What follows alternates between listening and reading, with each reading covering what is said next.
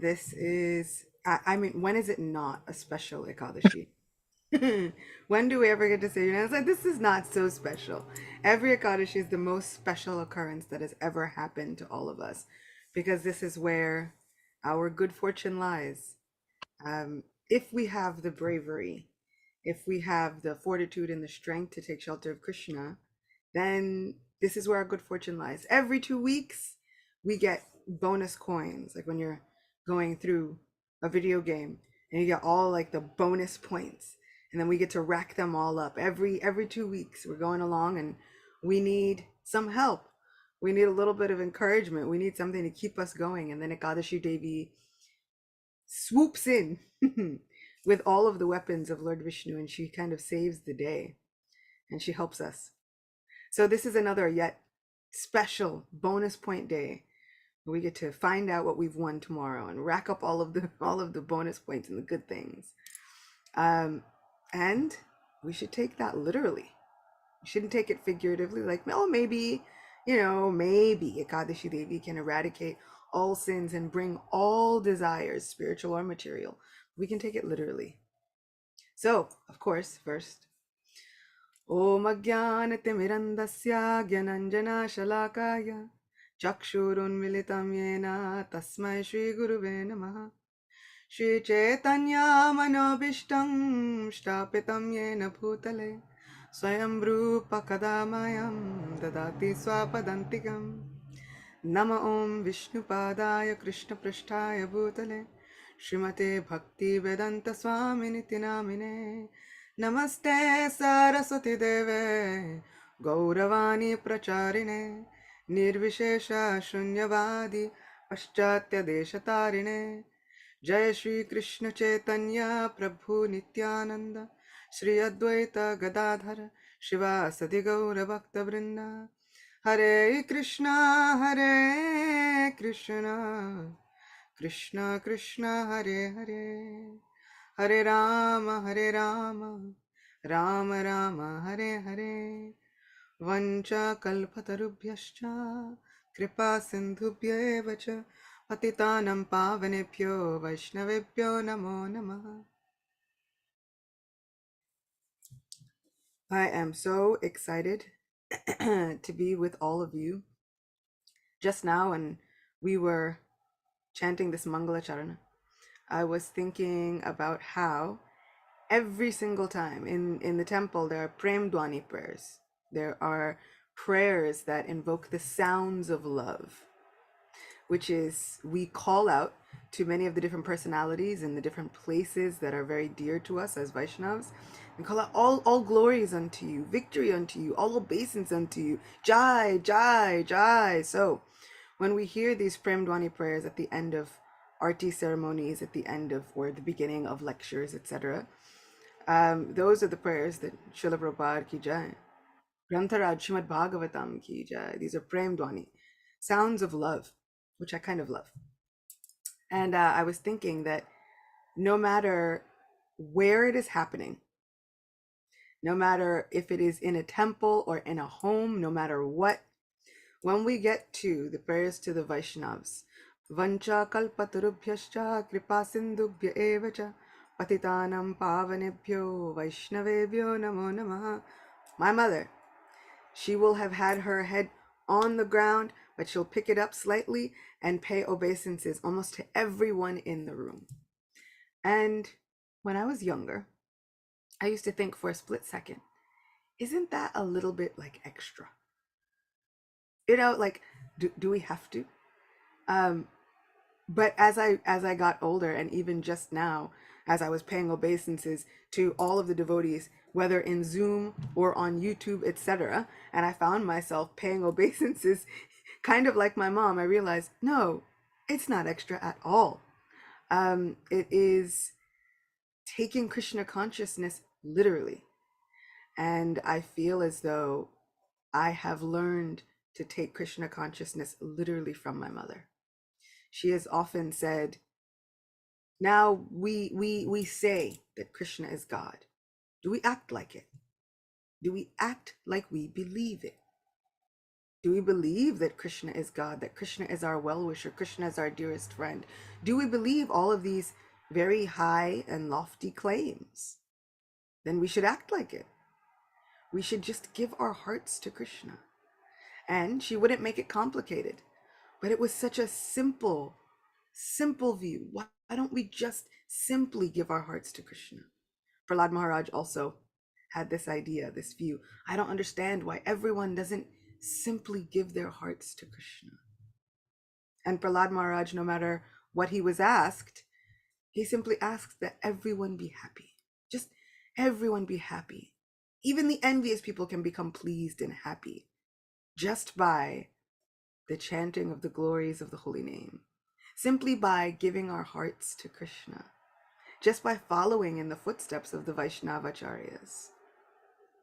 My Guru Maharaj loves to quote the line, Mahajano yena gata sapanta, which literally means that we must follow in the footsteps of the great Mahajans, these great devotees, these wonderful Vaishnavas, people who have Krishna prema or love for Krishna, and who can give it to others.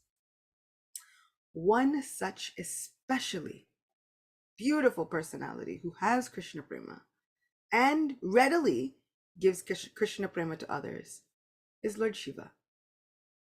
I thought I would speak about Lord Shiva because Shivaratri is coming.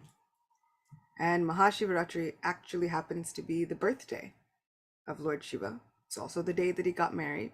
I think that is a beautiful way to have an anniversary, because then you don't forget it. He has learned how to cut down being in trouble within his marital life. And this is just one key fact. He's quite adept at this kind of understanding. So I thought I would speak about Lord Shiva. Mahashivaratri is on Sunday for those of us in North America. And he is such a Vaishnav. I was listening to a lecture by Gaur Govinda Maharaj, and he was saying that the magnanimity of Lord Shiva's heart knows no bounds. Such a magnanimous soul is Lord Shiva. He accepts everything within society that has been rejected. The rejected form of everything winds up being his worshipable things. Bhima Prabhu, did you have a question? Yes, I did. Mataji, wonderful beginning. I just very quickly, are you going to tell us to do to what Shiva does to get out of trouble in his marriage? Or are you going to make us wait and be in trouble in our marriage until then? I can tell you simply, he is very, very intentional and very, very conscious. He has learned the art. Lord Shiva is the greatest yogi and the greatest renunciate, but he has learned the art of kind of surrendering to whatever his wife wants. He has learned the art of balancing his Krishna consciousness while surrendering to whatever his wife wants, as a fellow devotee of Krishna and a fellow Vaishnavi, which is kind of amazing, astonishing, and astounding. Lord Shiva doesn't have to abide by any of the rules of this universe. In fact, he is the controller of material nature. And yet somehow he decides to make an abode within material nature, looking as though he is covered by the modes of material nature. He takes up this form that he looks as though he is covered. He looks as though he is taken over by anger. He looks apparently it seems as though he is affected by all of these things, when actually he is above and beyond all of them. Known as Mahadev, Srila Prabhupada would say, greatest of all the devas, second only to Lord Vishnu. And yet he has found a way to mystically, completely surrender to his wife. Whatever she wants, no problem. She wants a whole forest, he'll get her a whole forest. And so, we see that Lord Shiva lives on Mount Kailash, and this Kailash has an abode within this material creation, but Lord Shiva has an eternal abode because he is also outside of this material nature. So he has an eternal abode in this, and in this eternal abode, it is filled with all of the wealth that we could ever imagine, and all of the wealth that we could not even imagine. So it may seem as though Lord Shiva is a great renunciate and that he has nothing, but in his eternal abode, everyone is offering him everything, and he uses it in the service of the Lord. How incredible. So, in this earthly planetary system, Lord Shiva accepts everything that has been rejected, which gives me a lot of hope. Because even if I feel like a society reject, or I don't feel like one of the cool kids, or I'm not always so popular, if I feel as though I have nowhere else to turn, Lord Shiva will accept me. Lord Shiva readily becomes the guru of anyone and everyone within this material creation, which means that all of those people who no one wants to speak to, no one wants to talk to, no one wants to hang out with, they will be accepted by Lord Shiva. So these are often ghosts and hobgoblins and bhutas and pretas and pishachas and all of these things that we can talk about because it's now morning and not after dark. It's fine. But they're all under the shelter of Lord Shiva. And what does Lord Shiva do? Lord Shiva instructs them carefully, and then he personally takes care of their spiritual advancement, eventually leading them to the lotus feet of Sri Krishna. How amazing! How incredible! All of these people who we would think, you can't get Krishna consciousness, when they take full shelter of Lord Shiva says, no problem. I will make sure that you do. Lord Shiva just wants to tell everyone about who he values the most. Lord Shiva is always steeped in meditation. We see that he keeps his mind under control because he is both easily pleased and easily angered. And so in order to keep his mind under control and be free from this anger, which even he says constantly plagues him, within the 5th canto of Srimad Bhagavatam, he makes a plea to Lord Sankarshan, who is the Lord that he always meditates on. Oh, Lord Sankarshan, I seem to be filled with anger, but my Lord, you can help me. Can you help me make sense of all this? What humility! How incredible! Lord Shiva does not have to make these prayers available for the likes of us, but he shows who he truly is. He is so authentic. He is so always authentically him. Sometimes he wears lots of clothes, sometimes he wears none. Sometimes he sits in Mount Kailash and lives in gardens and forests, and sometimes crematorium grounds. Sometimes, many times, oftentimes, his golden complexion, which we don't even know he has, is covered over by ashes from the crematorium grounds. So many times we don't even get to see that Lord Shiva has a beautiful golden complexion. It's covered over with all of the ashes, and so he often looks like a bright camphor mountain. He is known as Karpura Goram. He looks like a camphor mountain. So sometimes he is enigmatic, right? Very confusing and baffling. But he is always working for the welfare of the devotees. And even for those who are not devotees, he works in their welfare.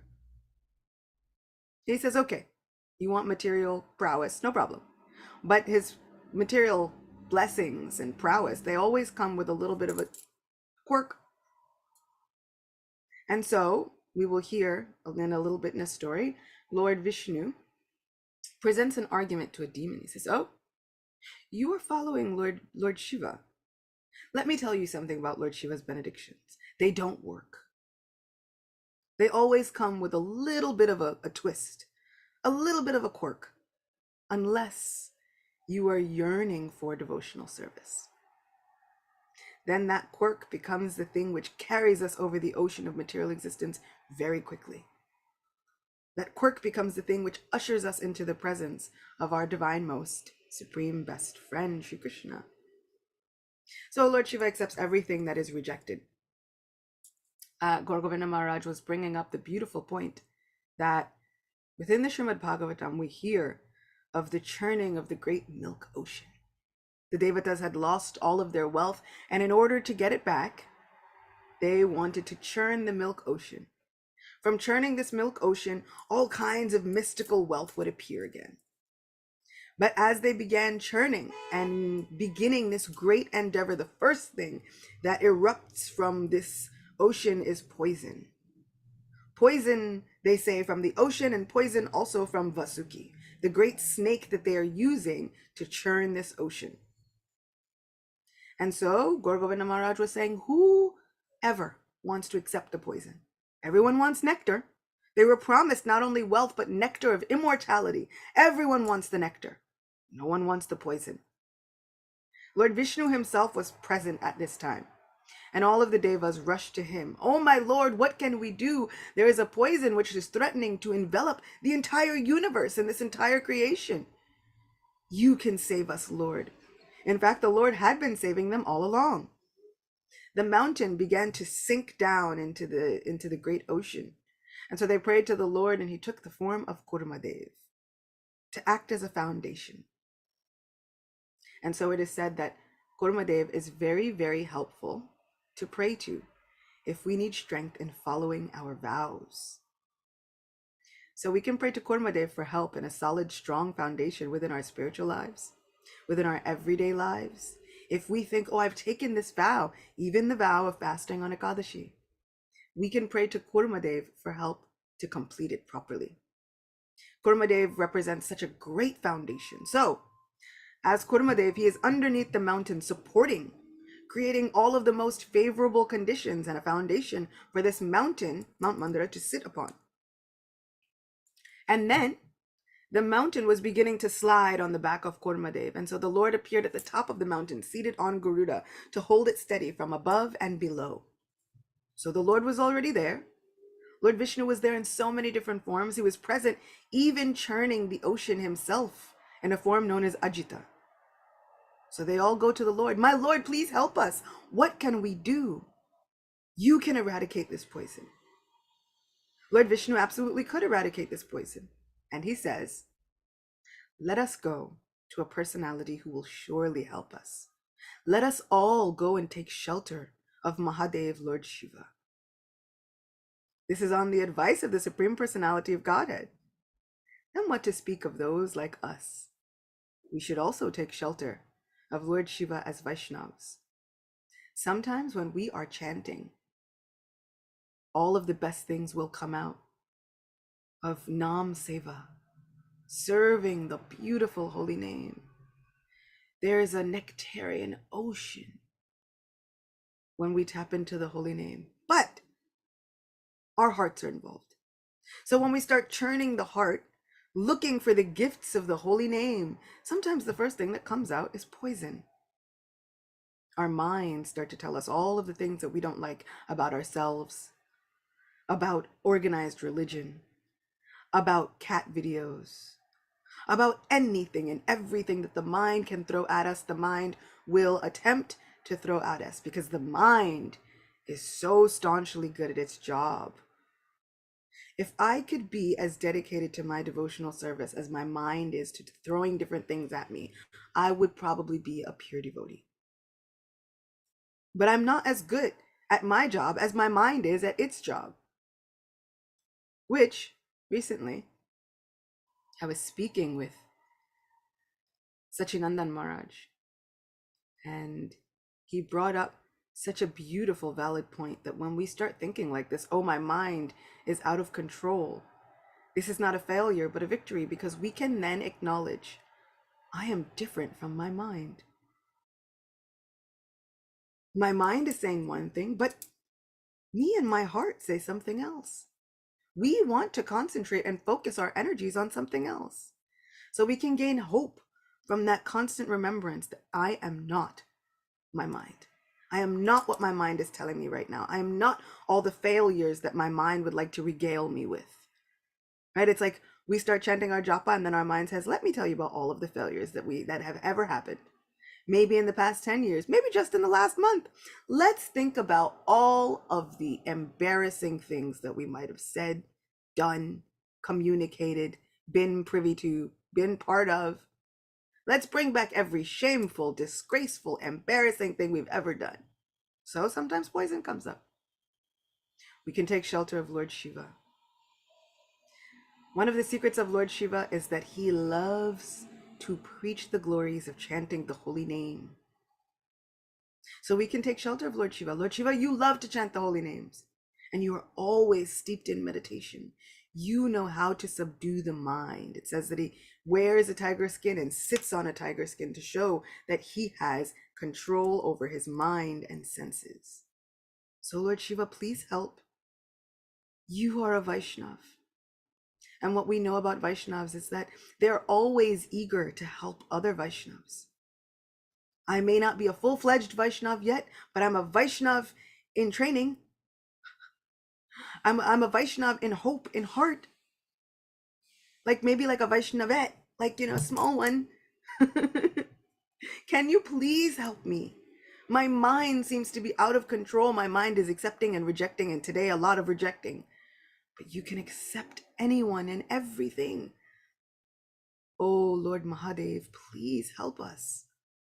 Please destroy this poison that my mind is spewing right here, right now. And Lord Shiva's heart is so magnanimous that he will jump to our help, because that is the help that he likes to give the most. When he sees that there are people who are eager to surrender to Krishna, he decides, I will become your best friend.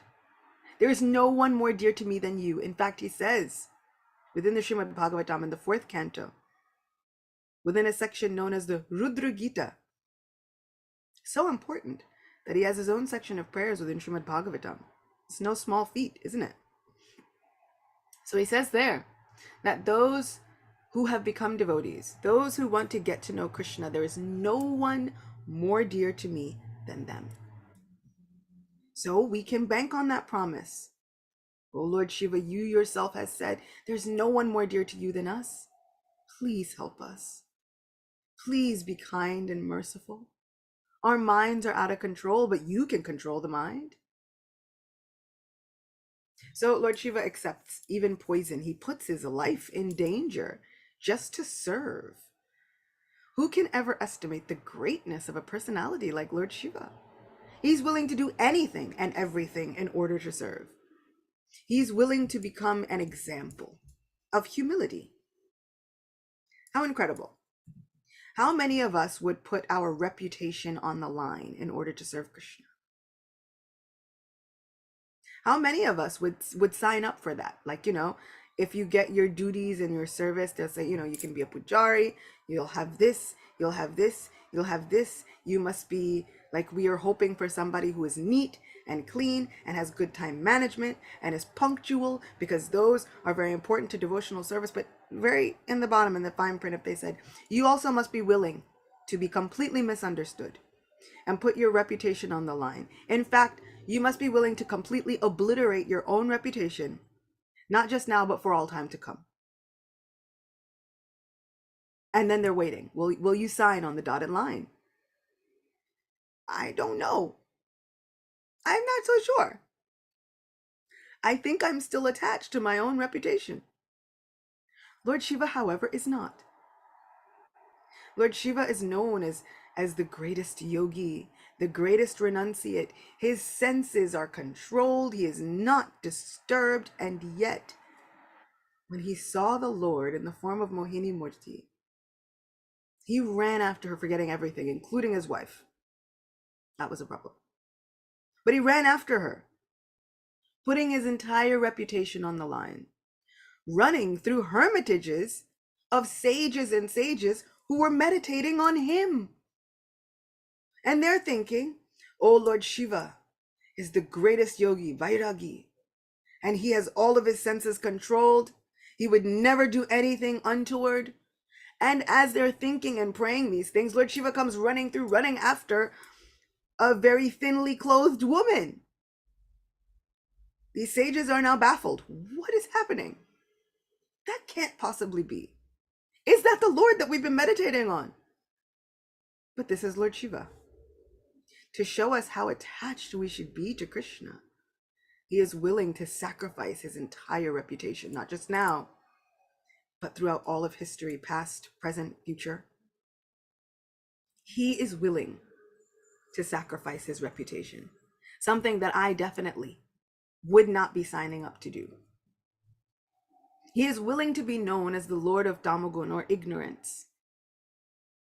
Now we might think, what is so wonderful about this? But this is a thankless task. Once again, he's giving shelter to all of the people that no one wants to give shelter to. As being the Lord of Tamagun, he also worships another personality who has mercifully become the controller of Tamagun. And that personality is Lord Anantadev. So the great serpent that Lord Vishnu is always seen lying on, and he is a canopy, he is a bed, he is anything that the Lord requires him to be. This is Lord Anantadev. And so Lord Shiva is often seen garlanded by snakes. Sometimes they say that Lord Shiva is garlanded by snakes to show that he has control over time and death itself.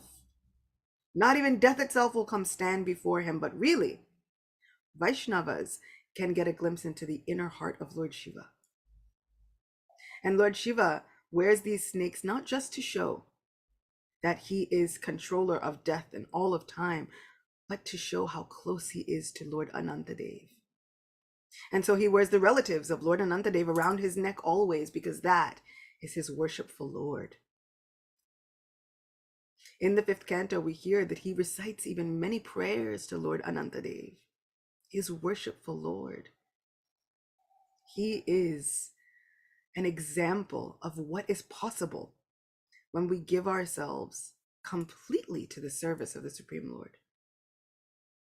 Lord Shiva himself says that he is always concentrated in the heart on Lord Vasudev. Vasudev is not only a person, the Lord of the heart, but Lord Vasudev is also a plane of existence. So Vasudev is a plane of existence wherein which Lord Shiva goes to worship Lord Vasudev, if that makes sense. Srila Vishwanath Chakravarti Thakur has illuminated this point that Vasudev is a place where Lord Shiva goes during meditation to meditate and serve personally Lord Vasudev. It's like New York, New York. You got a person and the place, and they're all named the same thing.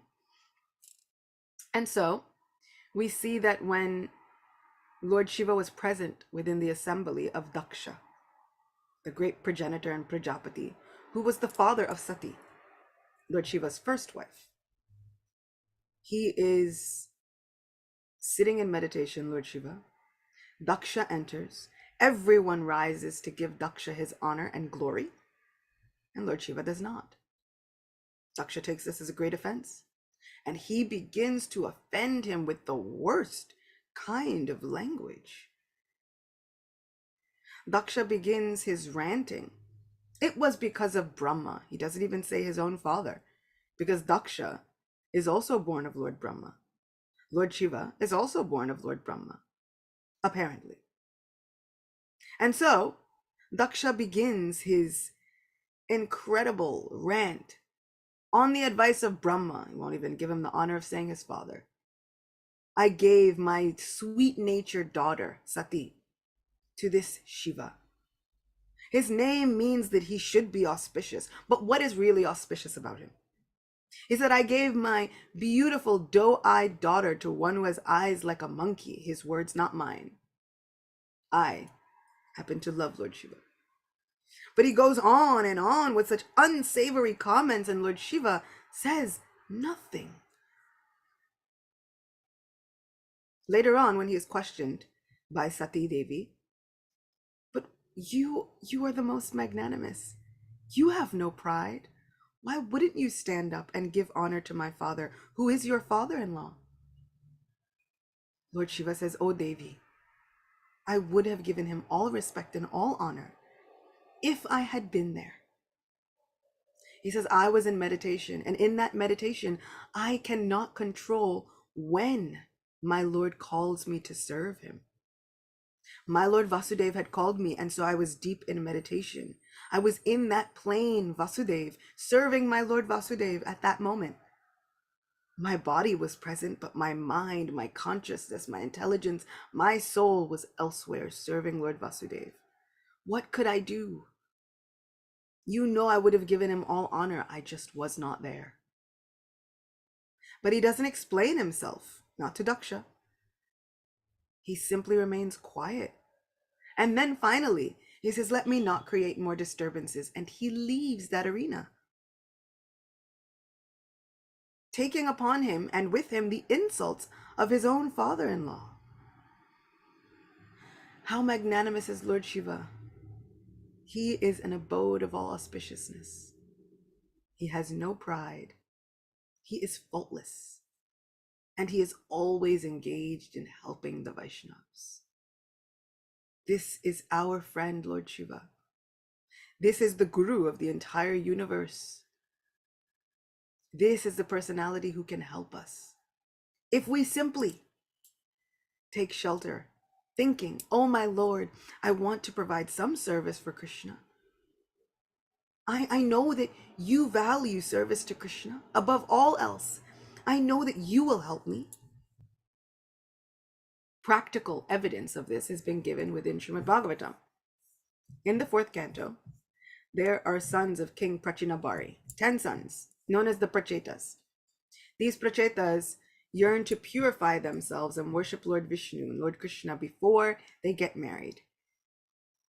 And as they go to worship Lord Krishna, Lord Shiva appears to them, and he gives them very many instructions on chanting the holy name. He gives them instructions on the glories of devotional service and specifically chanting. How wonderful is Lord Shiva? But within these prayers, Lord Shiva says, my dear Lord, you are the supreme controller of the worker, sense activities, and the results of sense activities, karma. Therefore, you are the controller of the body, mind, and senses. You are also the supreme controller of egotism, known as Rudra. That is himself. You are my supreme controller. You are the source of knowledge and the activities of the Vedic injunctions. My dear Lord, Lord Shiva prays, I wish to see you exactly in the form that your very dear devotees worship. You have many other forms, but I wish to see your form that is especially liked by the devotees. Please be merciful upon me and show me that form, for only that form worshipped by the devotees can perfectly satisfy all the demands of the senses. The Lord's beauty resembles a dark cloud during the rainy season. As the rainfall glistens, his bodily features also glisten. Indeed, he is the sum total of all beauty. The Lord has 4 arms and an exquisitely beautiful face with eyes like lotus petals, a beautiful highly raised nose, a mind-attracting smile, a beautiful forehead, and equally beautiful and fully decorated ears. Lord Shiva continues for many verses glorifying the form of the Lord. So Lord Shiva knows, and he can help us. If we even just have a small particle of a desire to worship Krishna, Lord Shiva is eager to help us. Sanatan Goswami has written about this within Sri Brihad Bhagavatamrita. He's written about the greatness of Lord Shiva. And how could he know? Actually, Sanatan Goswami and Lord Shiva have a very deep relationship. Lord Shiva sits at Govardhan Hill in the form of Chakleshwar Mahadev at Chakratirtha. This Chakleshwar Mahadev appeared simply to protect Sanatan Goswami from mosquitoes. Sanatan Goswami would sit and he would chant the holy names. And as we've said before, Lord Shiva loves those who chant the holy names. In fact, Parvati Devi, Lord Shiva's second wife, says, O Mahadev, O Swami, O Lord dearest to my heart, what is most dear to you? And Lord Shiva tells her, the most dear thing to him is the chanting of the holy name. And then he instructs her in the chanting of the holy name. And he instructs all of the inhabitants of Mount Kailash in the chanting of the holy name. And then Parvati Devi begins to chant the holy names. And he says, "Oh, Devi, your chanting has been so sweet. I cannot see anything valuable enough to give you. And so I will give you half of my very own body."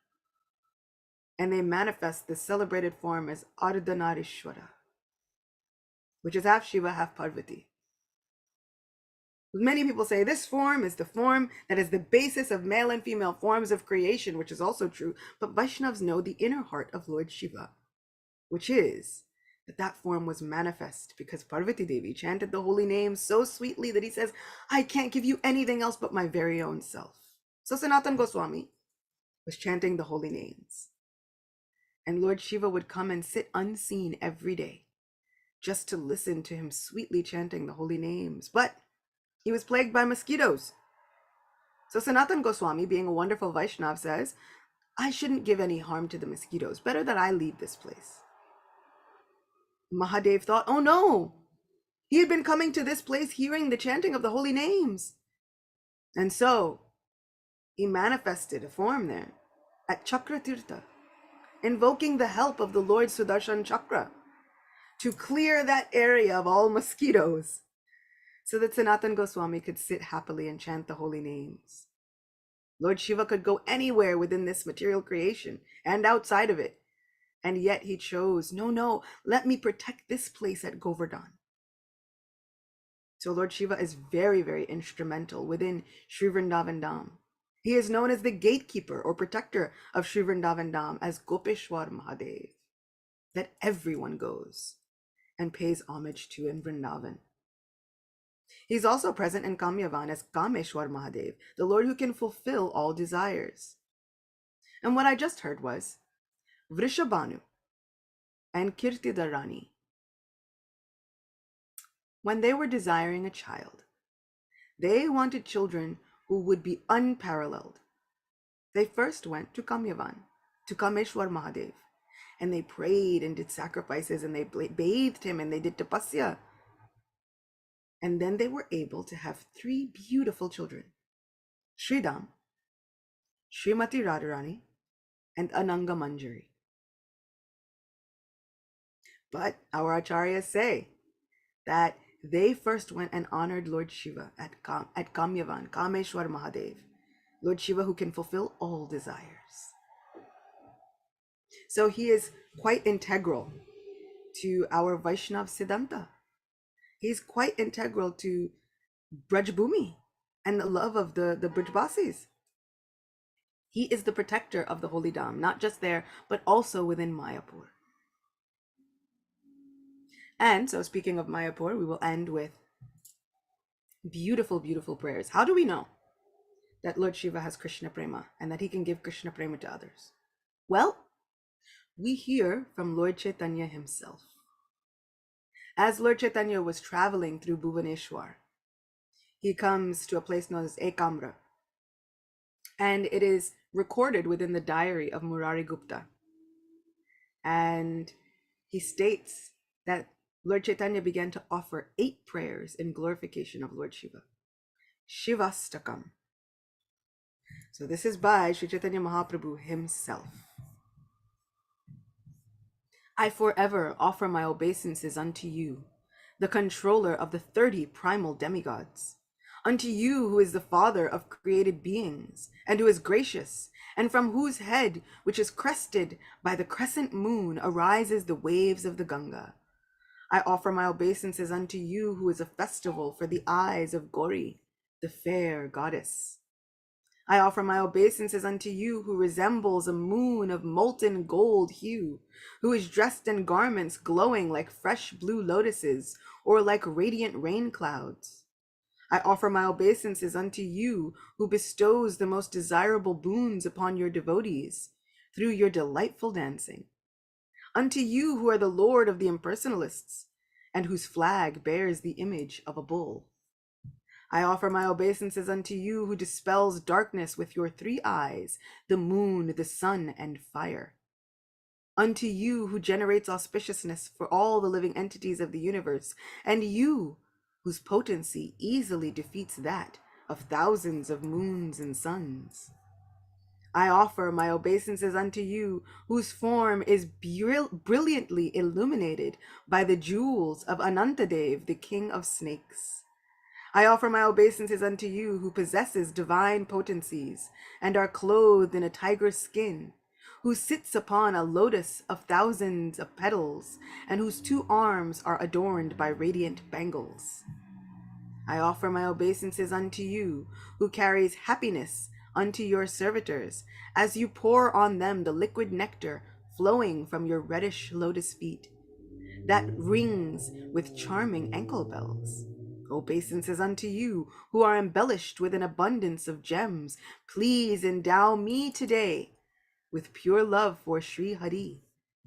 O Sri Ram, O Govinda, O Mukunda, O Shauri, O Krishna, Narayana, Vasudev, I offer my obeisances unto you, Lord Shiva, who is the monarch of intoxicated bee-like devotees who are mad to drink the nectar of these and other innumerable holy names of Lord Hari. Obeisances unto you, who destroys all grief. I offer my respectful obeisances again and again unto you, who are forever inquired confidentially by Sri Narada and other sages. You also grant favors upon them very quickly. I offer my respectful obeisances unto you, who bestows the happiness of Hari Bhakti, devotion unto Lord Hari, unto those who seek boons from you, and thereby create auspiciousness. You are thus the Guru, the spiritual master of everyone. I offer my obeisances unto you, who is a festival of auspiciousness for the eyes of goddess Gauri or Durga. You are the monarch of her life air. I offer my obeisances unto you, who bestows rasa and are expert in eagerly singing songs, praising the pastimes of Govinda. A person who lovingly hears with rapt attention these eightfold prayers to Lord Shiva can quickly gain devotion unto Lord Hari as well as transcendental knowledge, the realization of that knowledge, an unprecedented devotional potency. Mahadev, Lord Shiva ki jai. Shri Chaitanya Mahaprabhu ki jai. All glories to Lord Shiva, who is known as the greatest Vaishnav. One prayer from the end of Srimad Bhagavatam, 12th canto. Nimna ganam yata ganga, devanam achuto yata, Vaishnavanam yata shambhu, purananam idam tata. Just as the Ganga is the greatest of all rivers, Lord Acyuta, the supreme among all deities, and Lord Shambhu or Lord Shiva is the greatest of Vaishnavas. So Srimad Bhagavatam is the greatest of all Puranas. Grantaraj Srimad Bhagavatam ki jai. Thank you, Acyuta Gopi. Devi dasi, great class. I was feeling like I'm a goblin who's failing to finally surrender to whatever his wife wants. Lord Shiva could do it, and I should do it too. That's my takeaway. With this, we'd like to open it up for questions, comments. There's one question in the chat from Narayani Dasi. May I humbly ask why Shiva is talking about the 4-armed form of the Lord as the form the devotees worship? I thought we worship Krishna with 2 arms. Thank you. We do, but Lord Shiva is speaking in the 4th canto. There are many cantos before we can breach the topic of Krishna in his pure, unadulterated form. It's kind of like, you can't give somebody too much too soon or they overload. So Shukadev Goswami is constantly speaking about the 4-armed form of the Lord. And Kapila Dev also. Kapila Dev speaks about the beautiful vision of the Lord that meditators should meditate on. And that form also has 4 arms. Why? Why so many 4 arms? We have to understand we are gradually getting to know who is Krishna. And so we often start with the universal form. Then we move closer to the Lord within the heart, Paramatma, who often has 4 arms, according to many, many people.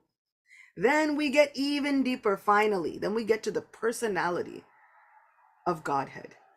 Two arms, standing as a cowherd boy in Vrindavan. So, at the 4th canto, we can't give them too much too soon. So Lord Shiva is speaking about this 4-armed form of the Lord to the Prachetas. who were worshippers of Lord Vishnu. And so he is saying, let me see whichever form is most dear to the devotees. But then he knows which form is dear to the prachetas. So he begins speaking about that form. It's not that he doesn't know, but we have to get to know before we level jump. Narayani Dasi says she knows nothing. Great. She's a humble Vaishnavi. Thank you, Acyuta Gopi. Great answer. Bona fide, Shastric, commonsensical. Thank you. Great. Any further questions, reflections? Temple room? Hare Krishna. Is it? Adi? Anyone?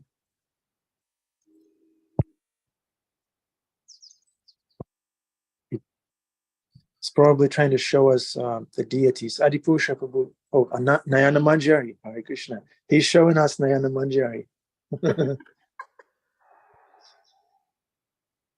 Which is as good. I was, where are they? There's another really good question. Srila Prabhupada has answered that question several times. So as we wait for eagerly, there we go. Jai Shri Radha Murlidhara ki Jai. Jai Jai Jai. So as we take this beautiful darshan of the Lord, one person is asking, some people justify their use of intoxication by referring to Lord Shiva swallowing a poison. How would you respond to this? It's very interesting that everyone will justify everything somehow. Srila Prabhupada gives such a simple answer to this question. He says, no problem. If they refer to Lord Shiva swallowing a poison, he said, then swallow poison also. He said, can you swallow poison and hold it in your throat like Lord Shiva? No, then you can't take the intoxication either. He says, likewise, many people will also say, oh, we can have all kinds of relationships with anybody and everyone because Krishna was dancing with gopis in the middle of the night in the forest. Srila Prabhupada would also say, no problem. Can you lift a mountain on your little pinky? When you can, then you too can go dance in the forest with ladies. No problem. But until such time, then we have to understand our actual position. And we have to understand that we are minute jivas, and Lord Shiva is so incredibly great. We're minute jivas, Vaishnavets. Vaishnavets. It sounds like a band. The Vaishnavets. So we are minute Vaishnavets. We're small versions of this great Mahadev. We cannot claim to do the things that he's done. We can't even claim, because Parvati Devi asks, she says, you're holding this poison in your throat, but it has not spread anywhere. It hasn't affected you. Why? And he says, oh Devi, some people think that I'm just that strong, but no. It is through my chanting of the holy names which protects my body from the poison which should be coursing throughout my whole existence. The poison stays just here due to my chanting of the holy name. He's known as Nilkant, one who is blue-throated. Many people say that that is because of the poison. Us as Vaishnavas, we know the inner heart of Lord Shiva. Lord Shiva says, actually, I'm blue-throated because I'm always chanting the names of Krishna. And from coming in contact with the holy names of Lord Krishna, my throat has turned blue like Lord Krishna. And so he proudly wears that as his greatest ornament. His greatest ornament is simply the effect of chanting the holy names.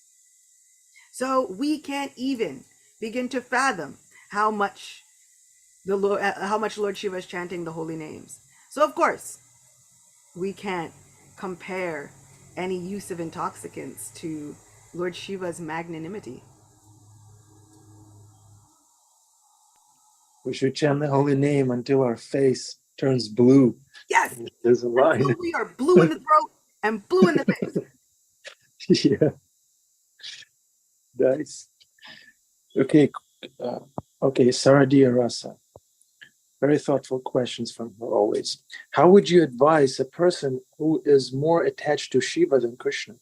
despite acknowledging that Krishna may be the supreme person. We had one such person in a Sangha, and the brahmachari told him not to worship Lord Shiva, but this discouraged him, so he stopped attending the temple. Oh, brother. That makes me really sad. It hurts my heart because before you can enter into Vrindavan, you need Lord Shiva's approval. He is Gopeshwar Mahadev, forever glorified in verse after verse. The mother and father of Srimati Radharani went to worship Lord Shiva. All we can do is Mahajano Yena Gata Sapanta. Shambhu is a Mahajan. Mahajano Yena Gata Sapanta. If we are following in the footsteps of Prahlad Maharaj, if we can be so attached to Prahlad Maharaj, Narada, four Kumaris, if we can be so attached to all of these personalities, why not Lord Shiva? We heard from Sri Chaitanya Mahaprabhu himself, you are the guru of the entire universe. Would you advise somebody who is so attached to their guru? No, you don't worship your guru, only worship Krishna. No, instead we say 3 times a day, worship your guru. Trisandhyam, Bande Guru Shri Charanarvindam. Worship your guru, not just once a day, 3 times a day, at every one of the sandhyas. Sunrise, noon, sunset, worship your guru. This is how we can view Lord Shiva. He can give us Krishna Prema. Do we believe? So, Lord Shiva takes everyone that is his real associate from his planet and ushers them to the lotus feet of Lord Krishna. It is our misfortune if we think that there is some distinction in that. Sri Chaitanya Bhagavat states this so many times. He states, worshipping Lord Gauranga without even acknowledging worshipping Lord Nityananda is like those people who would like to worship Govinda without acknowledging worship of Lord Shiva. That is stated in Sri Chaitanya Bhagavat. He said those people are simply unfortunate. We can't do it on our own. We need help as Vaishnavas. Lord Shiva has shown many times, he is even willing to accept help of Sri Krishna. He could do anything, but he can accept the help of Lord Krishna, and so he accepts help to show us we might need to accept help. That is his humility. As a Vaishnav, we need to accept the help that is around us. And if Lord Shiva is willing and ready to become our best friend and help us, then I'm taking that help. Because I know I don't have it on my own. But Lord Shiva, you are the Lord of material nature. It is said that when someone comes to this material world, we know that we have turned away from Krishna's shelter. But then who are we taking shelter of? It's Lord Shiva. We've been taking shelter of Lord Shiva this entire time. He is the ruler of material creation.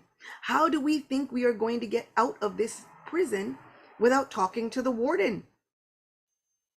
And if you were a prisoner and you had a direct relationship with the warden, you think, oh, I'm very lucky. I can get out anytime I want because I know the warden. We know the warden. We can ask them for help, and we should ask them for help. Lord Shiva is so important to our spiritual lives. He is the greatest Vaishnav. He is proclaimed throughout Srimad Bhagavatam itself. How many prayers do we need? 1 prayer is not enough. 2 prayers are not enough. 8 prayers of Chaitanya Mahaprabhu are not enough. Then that's a problem within our hearts. The distinction is only to be found there. But the opinion of Srila Vrindavan Das Thakur and Chaitanya Bhagavat is that if we hold that distinction, shunning Lord Shiva, then we are simply unfortunate. There is room in the heart to love both. There is room in the heart to love both. We can honor them just as we would be honoring our gurus. And so for Vaishnavas, they say actually, we love, we honor, we respect, we fast even for Lord Shiva. Just as we would fast for Advaita Acharya. Advaita Acharya is the combined form of Mahavishnu and Sadashiva. Without Lord Shiva's wonderful service, we would not have Sri Chaitanya Mahaprabhu because Advaita Acharya sat and called the Lord to Advent. This is Shambhu. He is stated there also within Gora Arti, singing sweetly the praises of Sri Chaitanya Mahaprabhu. Sri Chaitanya Mahaprabhu personally met Lord Shiva when he was traveling through South India. Parvati Devi and Lord Shiva were disguised as elderly Brahmins and farmers. Lord Chaitanya knew their true identities, and when he saw them, they took him to his house and personally cooked him lunch for days. How many interactions do we need before we understand that Lord Shiva is an unprecedented Vaishnava, so integral to our spiritual lives? Beautiful answer. I'm sure that Brahmachari will, by Krishna's grace and Lord Shiva's mercy, will reconsider his take on Lord Shiva and his followers. Maybe Sardi Arasa, you should sign him up for Acyuta Gopi's class every Ekadashi, and the change of heart will happen. And that devotee, the Shiva worshiper, will be back, I'm sure. I'm sure.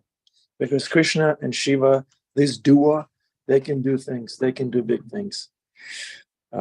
So let's take one more question, if there is any.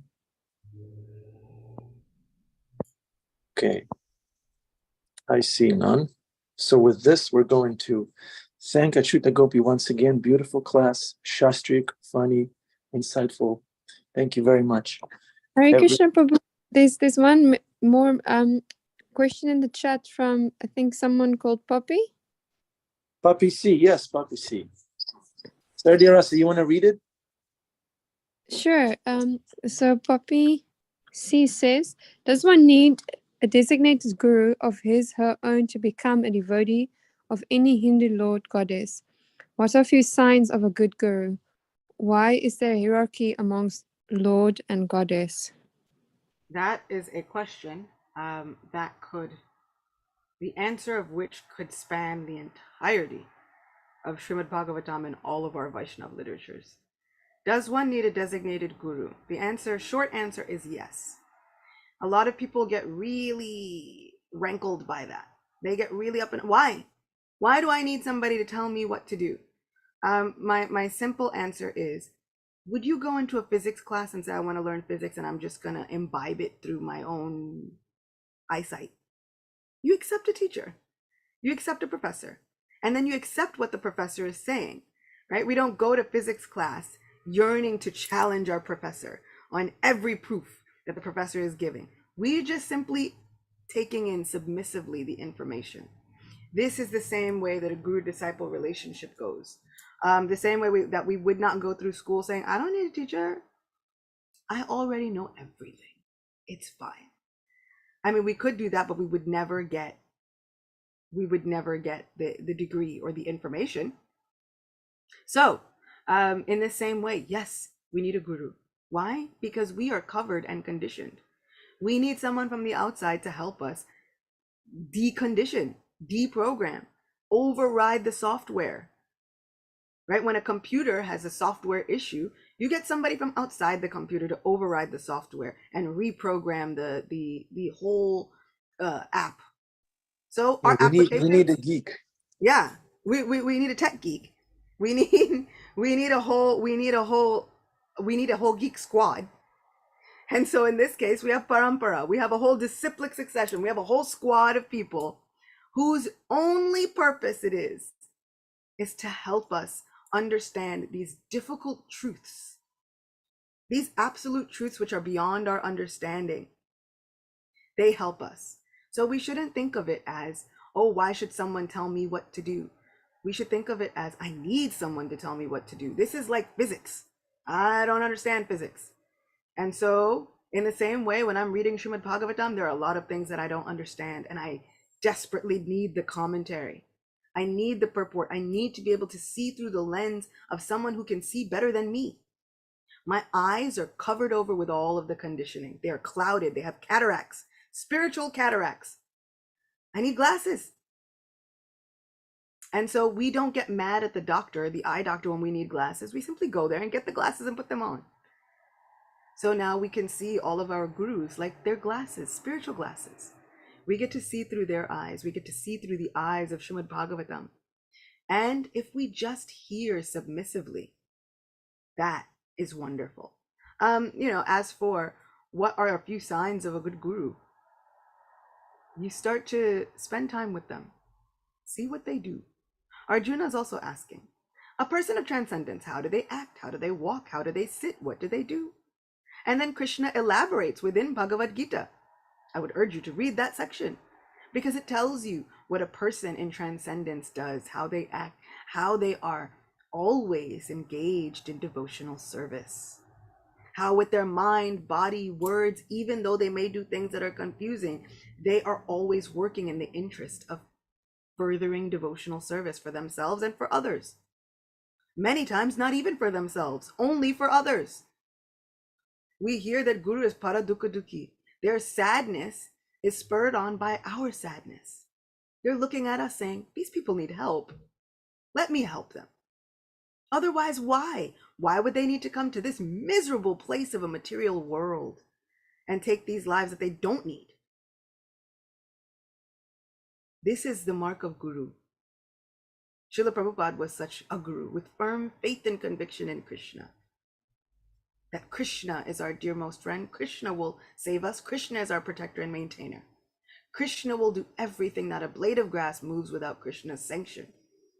And even the bad things that are happening, they're thinking, but I deserved far worse. And so Krishna is always my protector and my maintainer. Sri Chaitanya Mahaprabhu said it's simple. It's very simple. You too can become guru. You simply chant the names of Krishna. Teach everyone you meet about Krishna. You tell them Krishna is your mother, Krishna is your father, Krishna is the very treasure of your life, and that is all that is required. Amazing. If we could somehow just do this with all of our lives and our hearts and souls, you too can become guru. Sri Chaitanya Mahaprabhu has made it so simple. And then, of course, why is there hierarchy among some of the gods? It's because there are hierarchies among even the gods. It is said that Sri Krishna has 64 supreme qualities. Potencies of Vishnu have 60. And then some of the demigods have lesser qualities. But then they have those qualities in different degrees, right? As spirit souls, we too have some of the qualities of the Supreme Person. But in the most minute, pitiful potency, our percentages are so low. Now the percentages of the demigods are greater. The percentage of even Lord Brahma is even greater. But even above the percentage of Lord Brahma is that of Lord Shiva. Lord Shiva does not fall into the category of Jiva. He is in a category unto himself. That is the greatness of Lord Shiva. And so why do we say that there are hierarchies? Because there are actually hierarchies. We can take them literally. Even the gods know. The gods understand. And they have no problem with this. They have surrendered to their actual position. And so sometimes when we have all of these questions and our minds start to rebel against those things, we can understand that we have to be humble and acknowledge the truth about our position, just as the Devas do.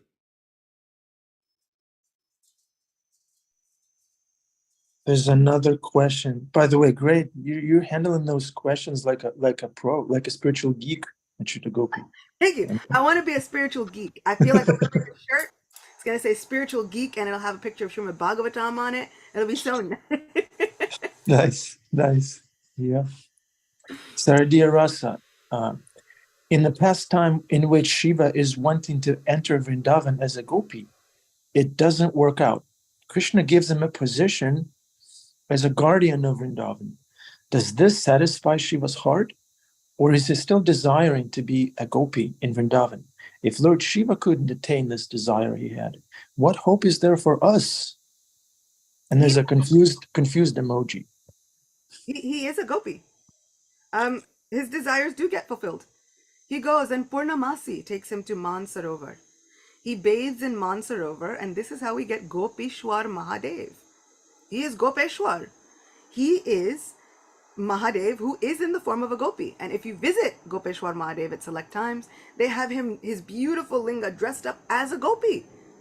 All throughout Gopeshwar Mahadev Mandir, there are pictures of Lord Shiva as a gopi. He is a gopi. He actually did get it fulfilled. Krishna does not leave desires unfulfilled. That is one thing about Krishna. Krishna fulfills all desires. It is stated all throughout Srimad Bhagavatam. Krishna is going to fulfill those desires. It takes some time sometimes, but he's going to fulfill all desires. And so he does fulfill the desires. Lord Shiva's heart is pleased. Because Purnamasi then tells him, you guard the arena of the rasa dance. He wanted to be able to see the rasa dance, and now he does. No one can get in without his say-so. No one can even enter Vrindavan without his say-so. And so we have a beautiful prayer. Vrindavana vanipate jaya soma soma. Mole sanandana sanatara naradedya. Gopishwara brajabilasi yugangri padme. Prema prayacha nirupadi namo namaste. And this is a prayer to Gopeshwar Mahadev. Oh Mahadev, you are celebrated as he who holds the moon in your hair. You are praised by great sages like Narada and all of the Kumaras. You can give love to the lotus feet of the divine couple. Oh my Lord, you are the Lord and the gatekeeper of Vrindavan. You please grant me devotional service to the divine couple and grant me entrance into Sri Vrindavan Dham. What could be more pleasing to the heart than that? This pastime actually shows that there is a place for everyone in Krishna's pastimes. Lord Shiva was a very unique looking gopi, still with his scorpions and snakes and all.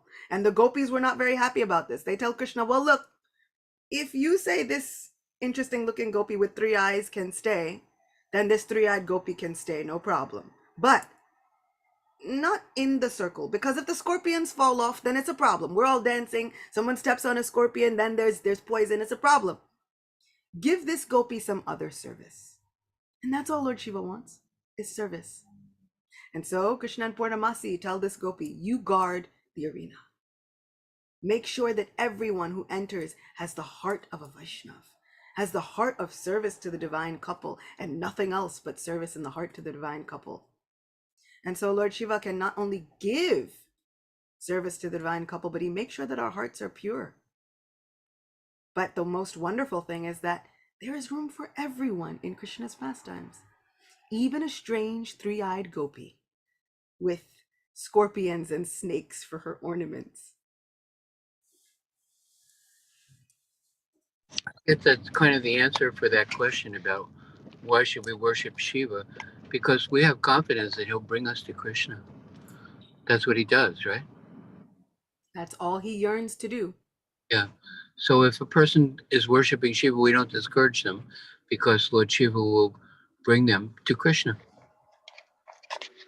Not only should we not discourage them, we should join with them. We should join in. Oh, you're right. You know, if someone was saying, oh, I'm worshiping my guru and my guru has given me everything about Krishna Prema, would you say, oh no, I can't worship your guru with you, I'm sorry. And also, you should stop worshiping your guru. You should only worship my guru because my guru is best. No, we say, these are all of our gurus in our disciplic successive line. We should worship them all. And so we're fasting on the appearance days of Madhvacharya, Ramanujacharya, all of these different personalities. Why? Why are they on the calendar? Because we should be taking note. These are the very beautiful days of the Vaishnav Acharyas. And so Mahashivratri is on the calendar. We can please Lord Shiva. Even if we think, well, I don't know about all the fasting. We just fasted on Ekadashi and now on a Sunday we're going to fast again. Even if you think, fine, the mind has gotten the best of me, no fasting. What does Lord Shiva love the most? Simply chant the holy names extra, just to please you, Lord Shiva. Lord Shiva, who was running after Sanatan Goswami's chanting of the holy name, that same Lord Shiva who is present, fulfilling all desires in Vrindavan, let me chant the holy names extra, because that will give such pleasure to your heart on your appearance day and your wedding day anniversary. Thank you, Acyuta Gopi. It's just mind-blowing. How do you know all that? How many lifetimes did it take you to realize all that? Now that's something I'm sure it took more than one lifetime. And so I am always paying my obeisances to my Lord, who somehow, even though this body and these lives come with such heartache and such misery. Somehow I must have done something good, because somehow or other I got to know Radha Govinda. So somewhere in there I did something really good. So I offer obeisances to this life. This life, whew, even though it is something else, it has Radha Govinda. It has the mercy of Srila Prabhupada in it. Yeah, this is the Vaishnavi speaking. All credit goes to the Lord. She's not taking any credit, even though that was such an extraordinary class worthy of a lot of credit. Thank you, Acyuta Gopi. Thank you, everyone. Adipusha Prabhu, William Prabhu, Adam, Saradia Rasa.